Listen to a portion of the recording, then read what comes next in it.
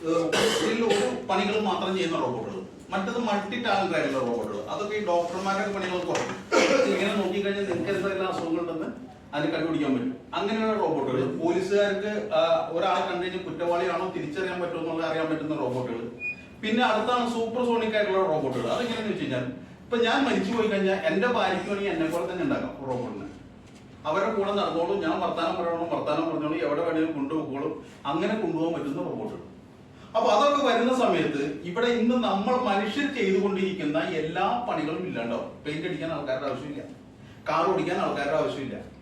അപ്പൊ ഇന്ന് ചെയ്തുകൊണ്ടിരിക്കുന്ന ഇപ്പൊ നമ്മൾ ഏറ്റവും കൂടുതൽ ആഗ്രഹിക്കുന്ന സ്വീപ്പർ ജോലി പോലും ഇല്ലായ്മ ചെയ്തു പോകും. അങ്ങനെ വരുന്ന സമയത്ത് ഒരു ക്രൈസിസിലേക്ക് വരും. സാമ്പത്തിക ക്രൈസിസും ഒപ്പം തൊഴിലില്ലായ്മയും വരും. ആ സമയത്ത് ഡെവലപ്പ് ചെയ്യാൻ പോകുന്ന ഒരു ഇൻഡസ്ട്രിയാണ് നമ്മുടെ ഈ വെള്ള സമസ്യ. അത് കാരണം എന്താ 65,000 കോടി രൂപയുടെ ബിസിനസ് ഈ രാജ്യത്ത് നടക്കുമെന്ന് നീതി ആയോഗ് പ്രഡിക്ട് ചെയ്തിട്ടുള്ള ഒരു ഇൻഡസ്ട്രിയാണ്. അപ്പൊ ആ ഇൻഡസ്ട്രിയുടെ ഭാഗമായിട്ട് എന്നെ ശ്രമിക്കാൻ ഇവിടെ ഇരിക്കുന്ന എല്ലാവരെയും ഞാൻ ഹാർദമായിട്ട് ഒരിക്കൽ കൂടി സ്വാഗതം ചെയ്യുന്നു. Idea can change your life. ഒരു ആശയം നിങ്ങളുടെ ജീവിതത്തെ മാറ്റിമറിക്കുമെങ്കിൽ അങ്ങനെയുള്ള ഒരു ആശയം.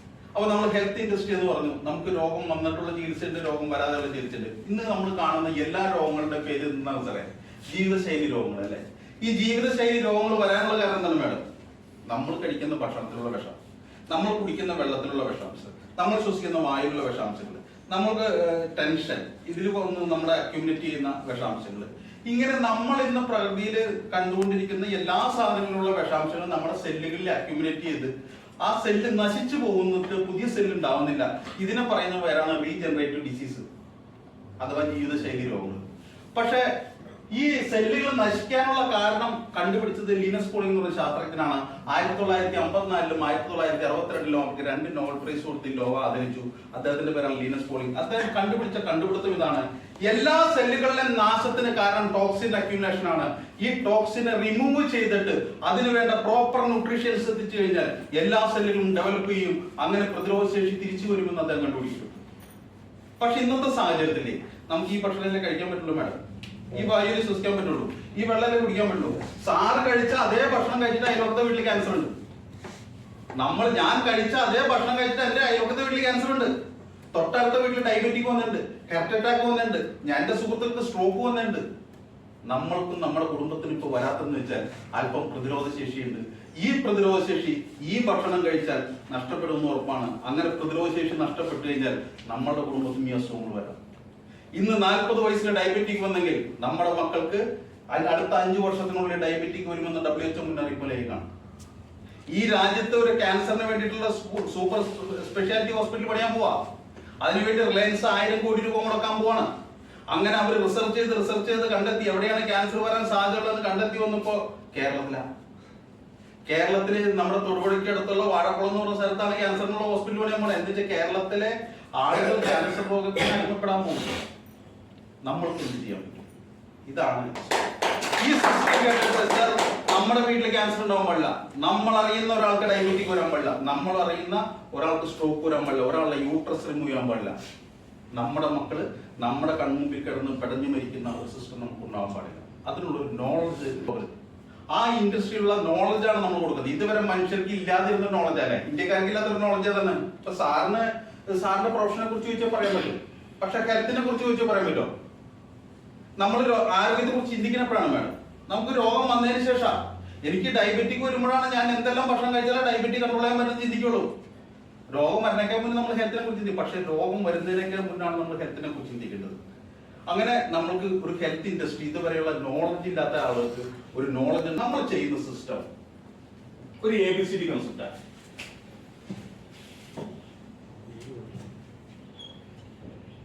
ABCD concept. ഇതിൽ നമ്മൾ ആദ്യം ചെയ്യുന്നത് ക്ലീൻ ചെയ്യാന്ന്, ബോഡീനെ മൊത്തം അങ്ങോട്ട് ക്ലീൻ ചെയ്യാം. നമ്മൾ കുളിക്കാതെ നടത്തും മേഡം.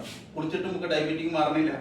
അപ്പൊ കുളിക്കാന്നല്ല, നമ്മുടെ ശരീരത്തെ അടിഞ്ഞുകൂടിയിരിക്കുന്ന മുഴുവൻ അഴുക്കളെ ക്ലീൻ ചെയ്ത് കളയും. നമ്മുടെ സെല്ലുകളിൽ അക്യുമുലേറ്റ് ചെയ്തിരിക്കുന്ന അഴുക്കുകൾ ക്ലീൻ ചെയ്യണം. ഇങ്ങനെ സെല്ലുകളെ ക്ലീൻ ചെയ്യുമ്പോൾ 5 പ്രക്രിയയിലൂടെയാണ് നമ്മുടെ അഴുക്ക് പുറത്തു പോകണം. 1 ശ്വസനം, 2 കഫം, ഇപ്പൊ സാറ് പറഞ്ഞു നേരത്തെ കഫം ഇളകിപ്പോയതിന്റെ കാര്യം പറഞ്ഞു, 3 മൂത്രം, 4 മലം, 5 വിയർപ്പ്. ഈ 5 പ്രക്രിയയിലൂടെയാണ് നമ്മുടെ അഴുക്കൾ പുറത്തു പോകുന്നത്. ഇപ്പൊ ശ്വസനം കഫൊക്കെ പോകുന്നത് സാർ പറഞ്ഞു കഴിഞ്ഞു. ഇനി നമ്മളുടെ 70% അഴുക്കളും പുറത്തു വന്ന് വേർപ്പിലൂടെ 70%. ഇന്ന് നമ്മളാരെങ്കിലും വേർക്കണ്ടോ സാർ? നമുക്ക് വേർക്കാൻ ഇഷ്ടമില്ല. വേർത്ത് നമ്മുടെ ശരീരത്തിൽ നിന്ന് വേർപ്പ് ഇങ്ങനെ ഇറ്റിറ്റ് വീഴണം സാറേ. എന്നാൽ മാത്രമാണ് 70% ശരീരത്തിൽ ഉത്പാദിപ്പിക്കപ്പെടുന്ന കെമിക്കൽസ് പുറത്തേക്ക് പോകുള്ളൂ. നമ്മൾ നന്നായിട്ട് വേർക്കുന്ന സമയത്ത് നാവ് കൊണ്ട് ഒന്ന് വെറുതെ ഒന്ന് നക്കി നോക്കിയാൽ ചില സമയങ്ങളിൽ നമുക്ക് തലയ്ക്ക് കൊട്ടുകൊണ്ടോ. കാരണം അത്രമാത്രം കെമിക്കൽസ് ആണ് നമ്മുടെ ഈ വേർപ്പിലൂടെ പുറത്തു പോകുന്നത്. ഞങ്ങളുടെ ആയുർവേദത്തിലൊക്കെ ഡോക്ടർക്കുണ്ട് വേർപ്പിക്കുന്ന ഒരു ക്രിയയുണ്ട്, സ്റ്റീം ബാത്ത് എന്ന് പറയും. അങ്ങനെ ചെയ്യുമ്പോൾ 70% അഴുക്കളൊക്കെ പുറത്തേക്ക് പോകും. ഇതിലൂടെ ഈ വേർപ്പിലൂടെ പുറത്തു പോകാത്ത കെമിക്കൽസ് നമ്മുടെ ശരീരത്തിൽ നിന്ന് കടന്നുകൊണ്ടിരിക്കുകയാണ്. പിന്നെ അടുത്താണ് നമ്മൾ യൂറിൻ പാസ് ചെയ്യുന്നത്. യൂറിൻ പാസ് എന്ന് പറഞ്ഞാൽ ആരോഗ്യമുള്ള ഒരു വ്യക്തി 1.5 ലിറ്റർ തുടങ്ങി 2 ലിറ്റർ വരെ മൂത്രം പുറത്തു പോകും. ഇതിന് വേണ്ടിയിട്ട് നമ്മൾ വെള്ളം കുടിക്കണം. ഇന്ന് നമ്മൾ എത്ര ലിറ്റർ വെള്ളം കുടിക്കണം? എന്തിനാ സാറേ? ദാഹത്തിന് വേണ്ടിയിട്ടല്ലേ? നമ്മൾ ദാഹത്തിന് വേണ്ടിയിട്ടല്ല വെള്ളം കുടിക്കണേ. നമ്മൾ വെള്ളം കുടിക്കുന്നുണ്ട്. നമുക്ക് ബ്ലഡ് ഇല്ലെങ്കിൽ ബ്ലഡ് ഉണ്ട്. ഇപ്പൊ ഹൃദയം ഇങ്ങനെ പമ്പ് ചെയ്യും. പമ്പ് ചെയ്യുമ്പോൾ എനിക്ക് ബ്ലഡ് കിട്ടില്ല എന്ന് പറയുമ്പോൾ ഇതിന്റെ മെസ്സേജ് തലച്ചോറിലേക്ക്, തലച്ചോറ് നേരെ കിഡ്നിക്ക് ഒരു മെസ്സേജ് കൊടുക്കും. കിഡ്നിയിൽ നിന്ന് എരിത്രോപോയിറ്റ് എന്ന് പറഞ്ഞ ഹോർമോൺ ഉത്പാദിപ്പിക്കും. അത് നമ്മുടെ ബോൺമാരെ പോയിട്ട് തൊടയിലിന്റെ മജ്ജ പോയിട്ട് RBC ഉത്പാദിപ്പിക്കും. നമുക്ക് ആവശ്യത്തിനുള്ള RBC ഉത്പാദിപ്പിച്ചിരിക്കുകയാണ്. അത് ഉത്പാദിപ്പിക്കപ്പെടുന്നത് കിഡ്നിയാണ്. ഈ കിഡ്നിയിൽ ഫിൽറ്റർ ചെയ്യാൻ വെള്ളം കുടിക്കാൻ പറയണേ. നമുക്ക് പ്രഷർ വന്നു. പ്രഷർ വന്നതിന്റെ കാരണം എന്ന് വെച്ചിട്ടുണ്ടെങ്കിൽ 1:3 എന്ന് പറഞ്ഞ അളവില് 1 ഗ്രാം സോഡിയം നമ്മുടെ ശരീരത്തിൽ വേണമെങ്കിൽ 3 ഗ്രാം പൊട്ടാസ്യം നമ്മുടെ ശരീരത്തിൽ ആവശ്യമാണ്. ഈ അനുപാതത്തിൽ സോഡിയത്തിന്റെ പൊട്ടാസ്യം എല്ലാത്തിനും കണക്കുണ്ട് കേട്ടോ. ഹൃദയം ഒരു വീട്ടിൽ 72 പ്രാവശ്യം ഇരിക്കാൻ പാടുള്ളൂ. ഷുഗർ 80-120 നിൽക്കാൻ പാടുള്ളൂ. അങ്ങനെ എല്ലാത്തിനുള്ള കണക്ക് പോലെ തന്നെ സോഡിയം പൊട്ടാസ്യം ആയിട്ടൊരു കണക്കുണ്ട്. ആ കണക്കാണ് 1:3 എന്ന് പറഞ്ഞാൽ. നമ്മൾ 1 ഗ്രാം ഒരു സ്പൂൺ ഉപ്പ് നമ്മൾ ഉപയോഗിക്കാൻ പാടുള്ള ഒരു ദിവസം. നമ്മൾ എത്ര ഉപ്പ് കഴിച്ചോണ്ടിരിക്കണേ? അങ്ങനെ പ്രഷർ വന്നു കഴിയുമ്പോൾ പ്രഷറിനെ നിയന്ത്രിക്കുന്ന 5 അവയവങ്ങളാണ്. ഒന്ന് തലച്ചോറിൽ നിന്നുള്ളൊരു വാസോപ്രസ് എന്ന് പറഞ്ഞ ഹോർമോൺ. അതേപോലെ തന്നെ ലിവർ ഉത്പാദിപ്പിക്കുന്ന ആൻജിയോടെൻസിൻ എന്ന് പറഞ്ഞ ഹോർമോൺ ഉണ്ട്. ഹൃദയം ഉത്പാദിപ്പിക്കുന്ന ANP BNP എന്ന് പറയുന്ന ഹോർമോൺ ഉണ്ട്. കിഡ്നി ഉത്പാദിപ്പിക്കുന്ന റിനെ എന്ന് പറയുന്ന ഹോർമോൺ ഉണ്ട്. അതിനൊപ്പം തന്നെ അഡിനാൽ, കിഡ്നിയുടെ മോഡൽ തൊപ്പി പോലത്തെ ഒരു ഭാഗമുണ്ട്, അതിന് അഡിനാൽ എന്ന് പറയുന്നത്. അത് ഉത്പാദിപ്പിക്കുന്ന അഡിനോസോൺ എന്ന് പറഞ്ഞൊരു ഹോർമോൺ ഉണ്ട്. ഈ 5 ഹോർമോൺസ് ഒരുമിച്ച് നിന്നുകൊണ്ട് വർക്ക് ചെയ്യുമ്പോഴാണ് നമ്മുടെ പ്രഷർ കൺട്രോൾ ചെയ്യണേ. ഇങ്ങനെ പ്രഷർ കൺട്രോൾ ചെയ്യുന്ന സമയത്ത് ഏറ്റവും കൂടുതൽ ഭാരം വരുന്നത് കിഡ്നിക്കാണ്. ഈ സമയത്താണ് നമ്മൾ പോയിട്ട് ഒരു ഉപ്പ് സോഡ കഴിക്കണേ. ഉപ്പ് സോഡ കഴിക്കണ അപ്പൊ നമ്മളെ കറിയിൽ ഉപ്പ് കൂടിപ്പോയി സാറേ. വൈഫ് എന്ത് പറയും? വൈഫിനോട് എന്ത് പറയും? സാറ് നീ എന്താ കാണിക്കുന്നു നോക്കില്ലേ? ഇതേപോലെ നമ്മുടെ ശരീരത്തോട് കിഡ്നി എപ്പോഴും ചോദിച്ചിട്ടുണ്ട്, നീ എന്താ കാണിക്കണേ ചോദിക്കണ്ട. പക്ഷെ നമ്മളതൊന്നും ഗമിക്കാറില്ല. ഒരു ഹോർമോൺ ഉത്പാദിപ്പിക്കും, ഒരു സിസ്റ്റം നമ്മുടെ ശരീരത്തിൽ വർക്ക് ചെയ്യണമെങ്കിൽ 200 ഫങ്ഷൻസ് നമ്മുടെ ശരീരത്തിൽ നടക്കണം. ഇപ്പൊ ഞാൻ സംസാരിക്കണമെങ്കിൽ 200 ഫങ്ഷൻ, നമ്മുടെ മെസ്സേജ് തുടങ്ങിയുള്ള 200 ഫങ്ഷൻ, 200-ലേറെ ഫങ്ഷൻസ് നടന്നതിന് ശേഷം എനിക്ക് സംസാരിക്കാൻ പറ്റുള്ളൂ. ഒരു സ്ട്രോക്ക് വന്ന ആൾക്കാർ ബട്ടൺസ് ഇടാൻ പറ്റില്ല സാറേ. അയാൾ ഇങ്ങനെ കാണിച്ചിരിക്കുള്ളൂ. കാരണം എന്താ? ആ ഫങ്ഷൻസും ആ മെസ്സേജും കറക്റ്റ് ആയിട്ട് എത്തണം. അപ്പൊ നമ്മൾ 20 കിലോ വെയിറ്റ് ഉള്ള ഒരാൾ 1 ലിറ്റർ വെള്ളം മസ്റ്റ് ആയിട്ട് കഴിച്ചിരിക്കണം. നിങ്ങൾ കുളിക്കണ വെള്ളത്തിലോ കുടിക്കണ വെള്ളത്തിലോ അരിയടപ്പ് തന്നെ വെള്ളത്തിലോ കോംപ്രമൈസ് ചെയ്തോ, പക്ഷെ കുടിക്കണ വെള്ളത്തിൽ ഒരു കോംപ്രമൈസ് ചെയ്യരുത്. നമ്മുടെ പെൺമക്കൾ പ്രത്യേകിച്ചും വെള്ളം കുടിക്കുന്നില്ല. 1/2 ലിറ്റർ വെള്ളം കൊണ്ടുപോയിട്ട് അവർ തിരിച്ചുകൊണ്ടാണ്, 1/2 ലിറ്റർ വെള്ളം ക്ലാസ്സിൽ കൊണ്ടുപോയിട്ട് അങ്ങനെ തിരിച്ചുകൊണ്ടാണ്. അവരോട് പറയണം വെള്ളം കുടിക്കാൻ പറയണം. കാരണം MSc 3rd റാങ്ക് കിട്ടിയൊരു കുട്ടി, ഞാൻ കഴിഞ്ഞ ദിവസം പോയപ്പോ 2 കിഡ്നി ചോദിച്ചു ബോർഡ് വെച്ച് കണ്ടവിടെ ചെന്നതാ. എന്തെങ്കിലും കാര്യമുണ്ടോ സാർ വിദ്യാഭ്യാസം നേടിയിട്ട്? ഒരു വീട്ടിൽ ഒരു രോഗി ഉണ്ടാവാന്ന് പറഞ്ഞാൽ കുടുംബത്തിന്റെ ബുദ്ധിമുട്ടുകൾ തീരില്ല സാർ. അപ്പൊ ഇത് വരാതിരിക്കാൻ നമ്മൾ വെള്ളം കുടിക്കാൻ പറയണം. ഒപ്പം തന്നെയാണ് നമ്മുടെ ഭക്ഷണ രീതി. ഭക്ഷണ രീതി എന്ന് പറഞ്ഞാൽ ഒരു മനുഷ്യൻ 80% കഴിക്കേണ്ട ഭക്ഷണങ്ങൾ ഇലക്കറികളും പച്ചക്കറികളും പഴവർഗ്ഗങ്ങളും. 20% കഴിക്കാൻ പാടുള്ള ഭക്ഷണങ്ങൾ, 80% കഴിക്കാൻ പാടുള്ള ഭക്ഷണങ്ങൾ ആൽക്കലി ഫുഡുകൾ, ഇലക്കറികളും പച്ചക്കറികളും പഴവർഗ്ഗങ്ങളും. 20% കഴിക്കാൻ പാടുള്ള ഭക്ഷണങ്ങളാണ് അസിഡിക് ഫുഡുകൾ. അത് ഏതൊക്കെയെന്ന് അറിയാമോ? ചോറ്, മീൻകറി, മുട്ട, ഇറച്ചിക്കറി, ദോശ, ഇഡ്ഡലി, പുട്ടൊക്കെ 20% കഴിക്കാൻ പാടുള്ളൂ. ഇപ്പൊ നമ്മൾ ഏത് കഴിക്കണം സാറേ? തിരിഞ്ഞുപോയി. ഇങ്ങനെ കഴിച്ച് നമ്മുടെ ബോഡി അസിഡിക്കായി. അറബികൾ ഇറച്ചി കഴിക്കും സാറേ. ഏറ്റവും കൂടുതൽ ഇറച്ചി കഴിക്കുന്നവരൊക്കെയാ. അവര് ഇറച്ചി കഴിക്കണമെന്ന് അറിയാമോ? പച്ചല തിന്നിട്ട് ഇറച്ചി കഴിക്കണേ. നിങ്ങളൊരു സ്റ്റാർ ഹോട്ടലിൽ പോയിട്ട് ഇറച്ചി ഓർഡർ ചെയ്ത് നോക്കിയേ, ബീഫ് എന്തെങ്കിലും ഓർഡർ ചെയ്ത് നോക്കിയേ, അവർ ഇല ഒന്ന് നോക്കിയാൽ ആദ്യം ഈ പച്ചല തിന്നിട്ട് അവർ ഇറച്ചി കഴിക്കുള്ളൂ. ഒപ്പം നമ്മുടെ ഭക്ഷണ രീതി എന്ന് പറഞ്ഞു കഴിഞ്ഞാൽ നമ്മൾ ചോറിന്റെ ഒപ്പം ഇറച്ചി ഒന്നും കഴിക്കാൻ പാടില്ല. അതിന്റെ ഒപ്പം ഇലക്കറികളും പച്ചക്കറികളും പഴവർഗ്ഗങ്ങളും സലാഡൊക്കെ ഇങ്ങനെ മിക്സ് ചെയ്തിട്ട് വേണം കഴിക്കാനായിട്ട്. ഈ ചോറ് മാറ്റിയിട്ട് വേണമെങ്കിൽ ഇറച്ചിയാക്കാം. നമ്മൾ എന്ത് ചെയ്യണേ? ഇറച്ചി കഴിക്കാൻ തുടങ്ങി കഴിഞ്ഞാൽ ഇറച്ചി മാത്രം കഴിച്ചുകൊണ്ടിരിക്കും. അങ്ങനെ കഴിക്കുമ്പോൾ നമ്മുടെ ബോഡി അസിഡിക്കിലേക്ക് വരും. ഈ ബോഡീനെ ആൽക്കലി ലെവലിലേക്ക് കൊണ്ടുവരണം. ബോഡിയുടെ pH മൂല്യം എന്ന് പറഞ്ഞാൽ 7.365. വെള്ളത്തിന്റെ അതേ pH മൂല്യം 7-ൽ താഴെ വന്നാൽ ബോഡി അസിഡിക്കായി. ഇന്ന് നമ്മളിവിടെ കുടിക്കുന്ന എല്ലാ വെള്ളത്തിന്റെ pH എന്ന് പറയുന്നത് 4 ഉള്ളൂ. pH 4ഒക്കെയാണ്. നമ്മൾ കുടിക്കുന്ന വെള്ളം എങ്ങനെയാ? പുഴയെന്ന് വരുന്ന വെള്ളം, അതിലെന്താ കോഴി വേസ്റ്റ് ഉണ്ടാവും, എല്ലാ സാധനവും വന്നിട്ടുണ്ടാവും. അതിൽ നിന്ന് അടിച്ചു കയറ്റി 2 പ്രാവശ്യം പതപ്പിച്ചിട്ട് അതിൽ ക്ലോറിൻ ചേർത്തിട്ട് നമുക്ക് തന്നെ നമ്മൾ ശുദ്ധമായിട്ടുള്ള വെള്ളം എന്ന് പറയുന്നത്.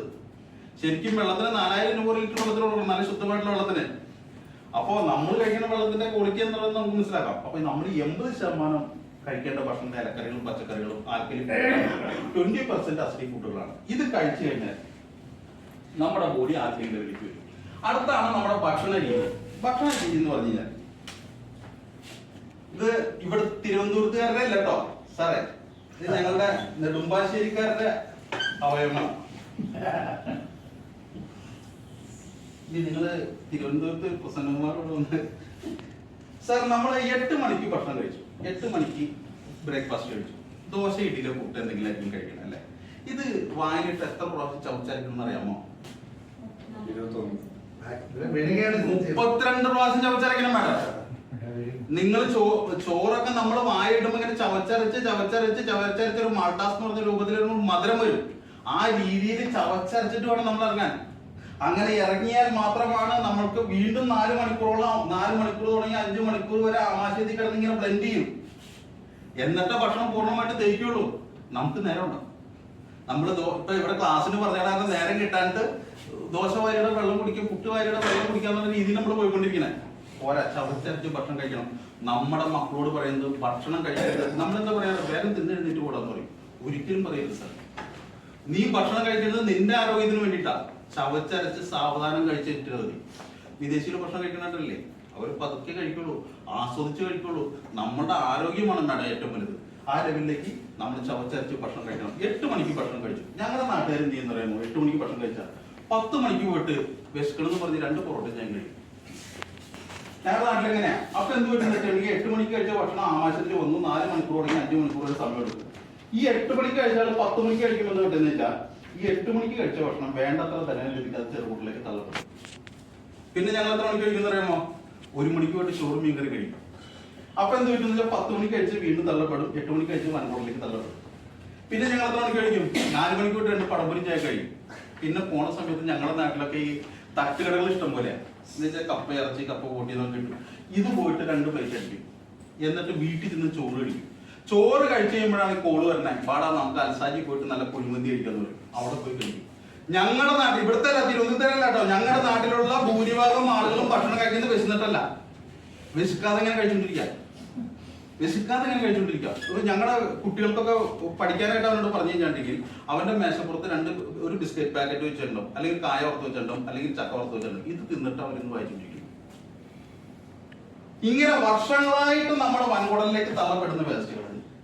ഈ വൻകുടലിന്റെ 2 സൈഡിലും, ഇത്രയും വലിപ്പം ഉണ്ടായിരുന്ന വൻകുടലിന്റെ 2 സൈഡിലും ഇതേപോലെ അഴുക്കുകൾ വന്ന് പറ്റി പിടിച്ചിരുന്ന് ഇത്രയും വലിപ്പം ഉണ്ടായിരുന്ന വൻകുടലിൽ ഇങ്ങനെ ചുരുങ്ങി വന്ന് ഇന്ന് 90% ഞങ്ങളുടെ നാട്ടിലുള്ള 90% ആളുകളുടെ പ്രശ്നമാണ് കോൺസ്റ്റിപ്പേഷൻ. വയറ്റിന്ന് പോകില്ല, തൃപ്തിയായിട്ട് വയറ്റിന്ന് പോകണമായിരുന്നു വെച്ചാൽ ഞങ്ങൾ ഒരാൾ പോലും ഇല്ല. ചിലവരൊക്കെ മാതൃഭൂമി പത്രമൊക്കെ എടുത്ത് ബാത്റൂമിൽ പോയിരുന്നിട്ടാണ് അവര് തിരിച്ചു തന്നെ. കുട്ടികളൊക്കെ കയറി കഴിഞ്ഞാൽ 3-4 പ്രാവശ്യം പോയിട്ട് തട്ടിയാലാണ് അവർ തുറക്കുള്ളൂ. അപ്പൊ ഇതിന്റെ കാരണം ഈ അടുക്കള. ശരിക്കും നമ്മുടെ സ്റ്റൂള് പോണൊരു പ്രത്യേകത. 2 ബനാന ടൈപ്പ് പോകണം, 2 ഏത്തപ്പഴത്തിന്റെ രീതിയിൽ പോകണം, മഞ്ഞ കളർന്ന ചുമപ്പ് കളറിന്റെ യെല്ലോ റെഡിഷ് കളറിൽ പോകണം, വെള്ളത്തിൽ പൊന്തി കിടക്കണം, ബാഡ് സ്മെൽ ഉണ്ടാവാൻ പാടില്ല, സോഫ്റ്റ് ആയിരിക്കണം, 1 ഇഞ്ച് വ്യാസം. 1 ഇഞ്ച് വ്യാസം എന്ന് പറഞ്ഞിട്ടുണ്ടെങ്കിൽ ഈ പൈപ്പിന്റെ ഒക്കെ ഇത്തിരി ചെറുതായിട്ട് 1 ഇഞ്ച് വ്യാസത്തില് ഒറ്റ ഇതിൽ അവിടെ പോകണം. ഇത്ര ഉണ്ടെങ്കിൽ നമ്മൾ പെർഫെക്റ്റാ. ഒരു രോഗത്തെയും നമുക്ക് പിടിക്കേണ്ട കാര്യമില്ല, ഒരു രോഗം കൊണ്ടും നമ്മൾ പിടിക്കില്ല. പക്ഷേ നമ്മുടെ സ്റ്റൂള് മുറിഞ്ഞാണ് പോണേ, വെള്ളത്തിൽ താന്നാണോ കിടക്കണേ, ബാഡ് സ്മെല്ലുണ്ടോ, കളർ ചേഞ്ച് ഉണ്ടോ, പിന്നെ ഇങ്ങനെയൊക്കെ വന്നു കഴിഞ്ഞാൽ നമ്മൾ മാരക രോഗികളാണ്. ഇങ്ങനെയൊക്കെ പോയി കഴിഞ്ഞാൽ നമ്മൾ മാരക രോഗികളാണ്. അതിന് കാരണം എന്താന്ന് വെച്ചാൽ നമ്മൾ ഇത് കഴിഞ്ഞിട്ട് വെള്ളം കുടിക്കൂലേ, വെള്ളം കുടിക്കുമ്പോൾ കൂടെ വന്നെ നേരെ വൻകുടലിൽ വന്നെ. ഈ വൻകുടലിൽ വന്നെങ്ങനെ അറിയാമോ? നമ്മള് അവിടെ കടത്തീരത്ത് പോയിക്കഴിഞ്ഞാൽ തിര അടിച്ച് ഇങ്ങനെ കലങ്ങില്ലേ, ആ തിരയുടെ ഒരു പെരിസ്റ്റാൾ മൂവ്മെന്റിൽ ഇങ്ങനെ പോയിക്കൊണ്ടിരിക്കണേ. ഇങ്ങനെ കലങ്ങി വരുന്ന സമയത്താണ് നമ്മുടെ ശരീരത്തിന് ആവശ്യമായ ജലത്തെ രക്തം വലിച്ചെടുക്കണേ. വെല്ലീസ് എന്ന് പറയും. ഈ ചെറിയ ഒരു മുടിനാരനൊക്കെ 1000 കീറി കഴിഞ്ഞിട്ട് നാരക്കിരുന്നോ അതേപോലുള്ള മൈക്രോ നെർവ്സ് ആണ്. അപ്പൊ അതിൽ കൂടിയാണ് നമ്മുടെ ശരീരത്തിന് ആവശ്യമായ ജലത്തെ രക്തം വലിച്ചെടുക്കുന്നത്. ഇങ്ങനെ വലിച്ചെടുക്കുമ്പോൾ വയറ്റിൽ അഴുക്ക് കിടന്നു കഴിഞ്ഞാൽ വലിച്ചെടുക്കുന്ന വെള്ളം എന്തായിരിക്കും? കരക്കവെള്ളമായിരിക്കും സാറേ. ഈ കരക്കവെള്ളമാണ് സാറേ വെരിക്കോസ് വെയിൻ കാരണം. നമ്മുടെ വെരിക്കോസ് വെയിൻ വന്ന് പൊട്ടിയിട്ടുണ്ടോ? വയറ്റിൽ നിന്ന് പോയിട്ട് ദിവസങ്ങളായി വേണം. സോറിയാസിസ് ഉണ്ട് വൈറ്റിന്ന് പോയിട്ട് ദിവസങ്ങളായി, മൈഗ്രെയിൻ ഉണ്ട് വൈറ്റിന്ന് പോയിട്ട് ദിവസങ്ങളായി, ഹാർട്ട് അറ്റാക്ക്, സ്ട്രോക്ക് തുടങ്ങിയുള്ള 90% അസുഖങ്ങളുടെ അടിസ്ഥാന കാരണം വയറാണ്. ഈ വയറ്റിൽ അടിഞ്ഞുകൂടിയിരിക്കുന്ന ഈ അടുക്കള പൂർണ്ണമായിട്ടും നമ്മൾ ക്ലീൻ ചെയ്ത് കഴിയും. അങ്ങനെ ക്ലീൻ ചെയ്ത് കഴിഞ്ഞ് കഴിയുമ്പോൾ ആൾക്കാർ ചോദിക്കും എന്താ കഴിക്കണമെന്ന് ചോദിക്കും. കാരണം എന്താ? കുടലെന്ന് കഴിഞ്ഞാൽ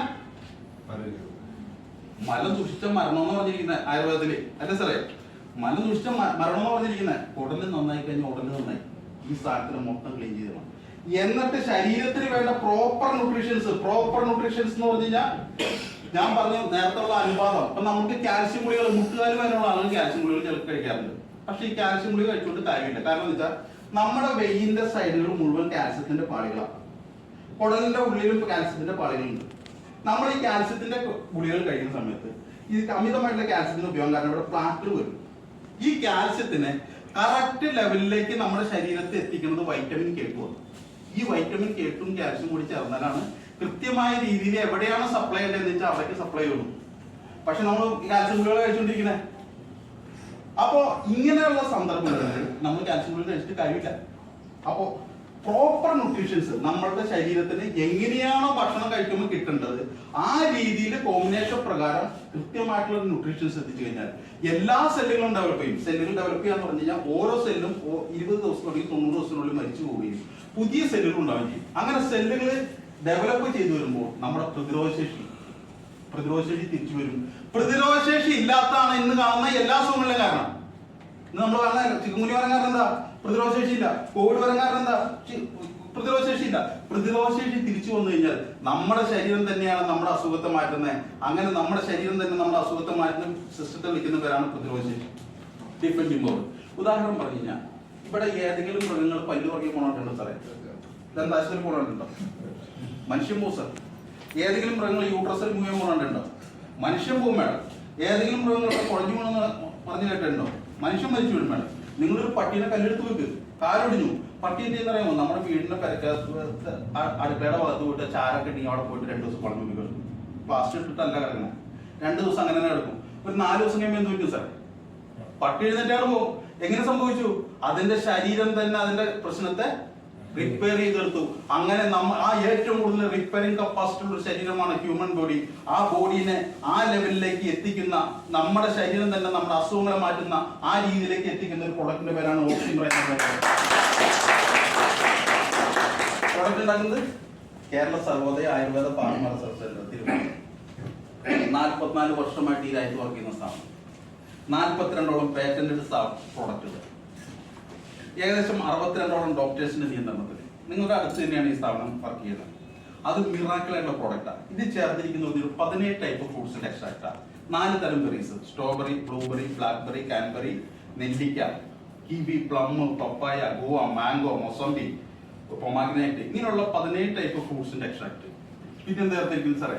4 തരം പച്ചക്കറികൾ. ഏതൊക്കെയാണ്? തക്കാളി, ക്യാരറ്റ്, ഡ്രംസ്റ്റിക്, നമ്മുടെ മുരിങ്ങക്കായ, വെള്ളിരിക്ക. പിന്നെ എന്താണ്? 4 തരം ആയുർവേദ മെഡിസിൻസ്: അശ്വഗന്ധ, കറ്റാർവാഴ, ബ്രഹ്മി, മഞ്ഞൾ, കുർക്കുമിൻ. ഇങ്ങനെയുള്ള ആയുർവേദ മെഡിസിൻസ് ചേർത്താണ് ഈ പ്രോഡക്റ്റ് ഉണ്ടാക്കിയിരിക്കുന്നത്. ഇത് നമ്മൾ കഴിക്കേണ്ട വരുന്നതെന്ന് പറഞ്ഞാൽ 15 ml എടുക്കാം. 15 ml എടുത്തിട്ട് ഒരു ഗ്ലാസ് ചെറു ചൂടുവെള്ളത്തിൽ അതിരാവിലെ വെറും വയറ്റിൽ കഴിക്കാൻ, എംപ്റ്റി സ്റ്റൊമക്കിൽ കഴിക്കണം. കാരണം ഈ ന്യൂട്രീഷൻസിനൊക്കെ അബ്സോർവ് ചെയ്യാൻ പറ്റുന്നത് രാവിലെ തന്നെയാണ്. അതുകൊണ്ടാണ് എംപ്റ്റി സ്റ്റൊമക്കിൽ കഴിക്കാൻ പറയുന്നത്. വൈകുന്നേരം ഭക്ഷണത്തിന് 1/2 മണിക്കൂർ മുമ്പ് കഴിക്കാം. അസിഡിറ്റി ഉള്ള ആളുകൾ, ഫ്രൂട്ട്സോ അതിന്റെ പേരിൽ ചിലവർക്ക് അസിഡിറ്റി വരും. അങ്ങനെയുള്ള ആളുകൾ ഭക്ഷണത്തിന് ശേഷം കഴിക്കാം. ഇങ്ങനെ കഴിച്ചു കഴിഞ്ഞാൽ ഡയബറ്റിക് ഉണ്ടെങ്കിൽ 15 ദിവസം കൊണ്ട് കൺട്രോൾ ആയി തോന്നും. ഡയബറ്റിക് ഉണ്ടെങ്കിൽ കൈയടിക്കില്ല. ഡയബറ്റിക്കിൽ 15 ദിവസം കൊണ്ട് കൺട്രോൾ ആയി തുടങ്ങും. തൈറോയിഡിന്റെ പ്രശ്നങ്ങൾ 15 ദിവസം കൊണ്ട് കൺട്രോൾ ആയി തുടങ്ങും. 2 മാസം കൊണ്ട് അവരുടെ ജീവിതശൈലിയിലെ എന്തെല്ലാം പ്രശ്നങ്ങളുണ്ടോ, diabetic, heart attack, stroke, asthmatic problems, യൂട്രസിലെ ഫൈബ്രോയിഡ്, പീരീഡ് കറക്റ്റ് അല്ലെങ്കിൽ പീരീഡ് കറക്റ്റ് ചെയ്യാനായിട്ട് പീരീഡിന് മുമ്പ് ഉണ്ടാകുന്ന കഠിനമായിട്ടുള്ള നടുവേദന, PCOD പ്രശ്നങ്ങൾ, മുട്ടുകാല് വേദന, മൈഗ്രെയിന്റെ പ്രശ്നങ്ങൾ, കാഴ്ചക്കുറവ് തുടങ്ങിയുള്ള ഈ 25ഓളം സെല്ല് നശിച്ചു പോകുന്ന അസുഖങ്ങളെ പൂർണ്ണമായിട്ട് നമുക്ക് ഭേദമാക്കി എടുക്കാൻ പറ്റുന്ന ഒരു പ്രൊഡക്റ്റാണ് ഓക്സിബ്രൈൻ എന്ന പ്രോഡക്റ്റ്. എന്റെ കണ്ടിട്ട് ഒരു ലക്ഷ്മൺ എന്ന് പറഞ്ഞ ചേട്ടൻ്റെ 5 വർഷമായിട്ട് ഡയബറ്റിക് പേഷ്യൻ്റാണ്. കാല് 2ഉം ഡയബറ്റിക് അൾസർ വന്നിട്ട് ജില്ലാ ഹോസ്പിറ്റലിൽ മുറിച്ച് കളയാൻ പറഞ്ഞു. കാല് 2ഉം. എന്താ കിടക്കുന്ന കിടപ്പ് എങ്ങനെയാണെന്ന് വെച്ച് കഴിഞ്ഞാൽ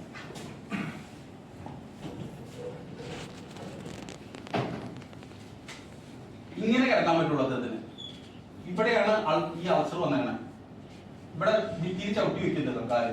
ഇങ്ങനെ കിടക്കുന്നത്. അപ്പോ ഇദ്ദേഹത്തിന് കാല് മുറിച്ച് ഞാൻ പറഞ്ഞു ഇദ്ദേഹം എന്ത് ചെയ്തു വെച്ചാൽ അടുത്തുള്ള ഒരു ഹോമിയോ ഡോക്ടറെ അടുത്ത് പോയി. ഹോമിയോ ഡോക്ടറെ അടുത്ത് എൻഡോസ് എന്ന ഡോക്ടറെ പേര് അദ്ദേഹത്തിന്റെ അടുത്ത് പോയിട്ട് ഓയിൻമെന്റ് വാങ്ങിച്ച് അദ്ദേഹത്തിന്റെ മെഡിസിനും കഴിച്ചുകൊണ്ടിരിക്കുന്ന സമയത്താണ് ഞാൻ ഓക്സിമറ എന്ന് പറഞ്ഞ പ്രോഡക്റ്റ് കൊണ്ടുപോയി കൊടുത്തത്. അങ്ങനെ ഓക്സിമറ എന്ന് പറഞ്ഞ പ്രോഡക്റ്റ് കൊണ്ടുപോയി കൊടുത്തു കഴിഞ്ഞപ്പോൾ ഇദ്ദേഹം പറഞ്ഞു പിള്ളേർ സമ്മതിക്കില്ല എന്ന് പറഞ്ഞു. അപ്പൊ ഞാൻ പറഞ്ഞു സാറിന് എപ്പോഴെങ്കിലും ഉപയോഗിക്കുന്ന സമയത്ത് ഉപയോഗിച്ചോ, ഞാൻ ഇവിടെ വെച്ചുകൊണ്ട് പോകണമെന്ന് പറഞ്ഞു. അങ്ങനെ ഞാനത് അവിടെ വെച്ചുകൊണ്ട് പോയി. ഓയിൽമെന്റ് തീർന്നു കഴിഞ്ഞപ്പോൾ ഓയിൽമെന്റ് പിള്ളേർ വാങ്ങിച്ചു കൊടുത്തില്ല. കാരണം പൈസയുടെ ബുദ്ധിമുട്ടുണ്ടോ വാങ്ങിച്ചു കൊടുക്കാണ്ടിരുന്നത്. അപ്പൊ പറഞ്ഞു ഞാൻ ഇത് ഉപയോഗിച്ചോളാം എന്ന് പറഞ്ഞു, ഞാൻ ഈ പ്രോഡക്റ്റ് ഉപയോഗിച്ചോളാന്ന് പറഞ്ഞു. അങ്ങനെ അദ്ദേഹത്തോട് പറഞ്ഞ രീതിയിൽ അദ്ദേഹം രാവിലെ 4 പ്രാവശ്യം ഇങ്ങനെ കാലിൽ മുഴുവൻ പരത്തും, വെയിൽ കൊള്ളിക്കും. പിന്നെ വൈകിട്ട് ഇതുപോലെ തന്നെ ചെയ്യും, വെയിൽ കൊള്ളിക്കും. അങ്ങനെ ഇദ്ദേഹം കഴിക്കുകയും ചെയ്തു, മുറിവിൽ പരട്ടുകയും ചെയ്തു. അങ്ങനെ പരട്ടി കഴിയുമ്പോൾ ഞാൻ പറഞ്ഞു 15 ദിവസം കൊണ്ട് റിസൾട്ട് കിട്ടുന്ന 15 ദിവസം കൊണ്ട് റിസൾട്ട് കിട്ടുന്നല്ലേ പറഞ്ഞേ. 15 ദിവസം കഴിയുമ്പോൾ അദ്ദേഹം വിളിച്ചു സാറേ, 15 ദിവസം അദ്ദേഹം പറഞ്ഞു സാറേ ഞാൻ ഉറങ്ങാൻ പറ്റുന്നില്ല സാറേ, എനിക്ക് ഉറങ്ങാൻ പറ്റില്ല, ഭയങ്കരമായിട്ടുള്ള വേദനയാണ് സാറേ. ഞാൻ പറഞ്ഞു 2 ദിവസം മതി മാഡം, 2 ദിവസം ക്ഷമിക്കും സാറേ, നിങ്ങളുടെ വേദന മറന്നുപോയി. 2 ദിവസം കഴിയുമ്പോൾ അദ്ദേഹം വിളിച്ചേക്കണം സാർ എനിക്ക് ഉറങ്ങാൻ പറ്റണില്ല, എനിക്ക് പഴുപ്പ് മുകളിലേക്ക് കയറാമെന്ന് സംശയമുണ്ട് സാർ, ധൈര്യമായിട്ട് കഴിക്കും, 2 ദിവസം കൂടി കഴിക്കും സാർ. അപ്പൊ അദ്ദേഹം പറയാണ് 2 ദിവസം കഴിയുമ്പോൾ ഞാൻ മരിച്ചേണ്ട വന്നു. അത്ര പെയിന സാർ, അത്ര പെയിന. ആ 2 ദിവസം കഴിഞ്ഞു. 1 മാസം കഴിഞ്ഞപ്പോൾ അദ്ദേഹം എന്നെ വിളിക്കുന്നില്ല. അപ്പൊ ഞാൻ വിചാരിച്ചേ ഈ പഴുപ്പ് ഒരിടത്തോളം കയറിപ്പോ ഇത് മരിച്ചു വരുന്നുണ്ടോ. അപ്പൊ ഞാൻ അങ്ങോട്ടൊന്ന് മിസ് കോൾ അടിച്ചു. മിസ് കോൾ അടിച്ചു കഴിഞ്ഞാൽ ഒരു അരമണിക്കൂർ കഴിയുമ്പോൾ തിരിച്ച് എനിക്ക് കോൾ വന്നു. അപ്പൊ ഞാൻ ഇങ്ങനെ വല്ല സഞ്ജയനോ ഇതൊക്കെ ആയിട്ട് ഞാൻ അപ്പൊ ഇദ്ദേഹം തന്നെയാ, ഇദ്ദേഹം ഞാൻ ലക്ഷ്മണ, ഈ സാറെന്താ അപ്പൊ ഇത്ര നാളും വയ്ക്കുന്നത് സാർ, എന്റെ വേദനയൊക്കെ മാറി, ഞാൻ ഉറങ്ങി. മാഡം 5 വർഷമായിട്ട് വേദന സഹിച്ചുകൊണ്ട് ഒരു 2 കാലം മുറിച്ചു കളയണമെന്ന് ആവശ്യപ്പെട്ട് ഒരു നിവൃത്തിയില്ലാതെ ദൈവത്തിന്റെ മുമ്പിൽ യാചിച്ച് ജീവിതം തിരിച്ചു കിട്ടണമെന്ന് പ്രാർത്ഥിച്ചുകൊണ്ടിരിക്കുന്ന സമയത്താണ് മാഡം ഈ ഓപ്ഷൻ പറയുന്നത്. 37 ക്യാൻസർ പേഷ്യന്റ് ലിസി ഫിലിപ്പോസ് പറഞ്ഞ ഡോക്ടർ കൊടുത്തു.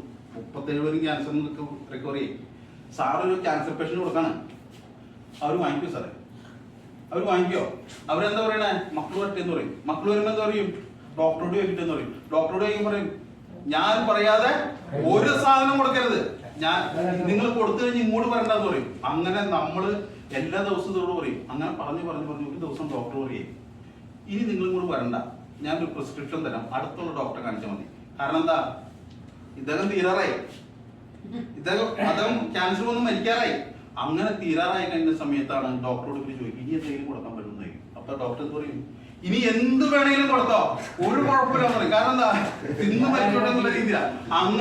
അങ്ങനെ കൊടുക്കുന്ന സമയത്താണ് നമ്മുടെ അടുത്ത് തന്നെ ഇപ്പൊ സാറിന്റെ അടുത്ത് കൊണ്ടുവന്നിട്ട് ചോദിക്കും ഒരു പ്രോഡക്റ്റ് അന്ന് പറഞ്ഞ എന്ത് സാധനം വേണം, അന്ന് ഞാൻ ഇങ്ങനെ ഓക്സിമറയെ കുറിച്ച് പറഞ്ഞു, ആ പ്രോഡക്റ്റ് ഒന്ന് കിട്ടും. അങ്ങനെ കൊടുത്തിട്ട് 37 ക്യാൻസർ പേഷ്യന്റ് മരിക്കുമെന്ന് പറഞ്ഞ 37 ക്യാൻസർ പേഷ്യന്റും രോഗത്തിൽ നിന്ന് വിമുക്തമായ പ്രോഡക്റ്റിന്റെ പേരാണ് ദൈവം തൊട്ട പ്രോഡക്റ്റാണ്. ഇങ്ങനെയുള്ള ഒരു ജീവിതത്തിലേക്ക് ഒരു മനുഷ്യനെ തിരിച്ചു കൊണ്ടുവരാൻ പറ്റുന്ന, ഇതൊന്നും രോഗത്തിലുള്ള പ്രോഡക്റ്റ് അല്ല കേട്ടോ, മറിച്ച് പ്രതിരോധശേഷി വരുമ്പോൾ നമ്മുടെ ശരീരം തന്നെയാണ് നമ്മുടെ അസുഖത്തെ തന്നെ ആ രീതിയിലേക്ക് കൊണ്ടുവരാൻ പറ്റുന്ന പ്രോഡക്റ്റിന്റെ പേരാണ് ഓക്സിമറ.